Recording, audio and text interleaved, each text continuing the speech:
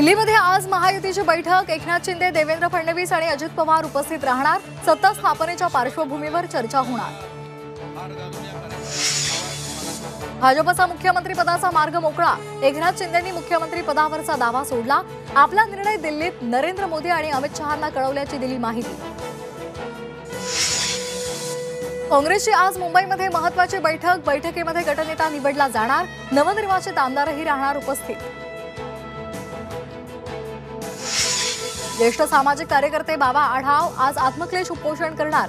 राज्यघटना आणि लोकशाहीच्या थट्टेच्या निषेधार्थ महात्मा फुले वाड्यात उपोषण करणार।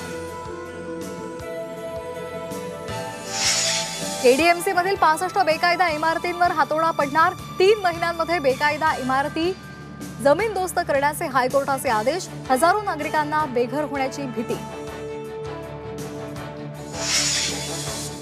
उत्तर महाराष्ट्रामध्ये थंडीच्या लाटेचा इशारा। बहुतेक जिल्ह्याचं तापमान 10 अंश सेल्सिअसवर तर मुंबईसह इतर जिल्ह्यांचा पारा 17 अंश सेल्सिअसवर।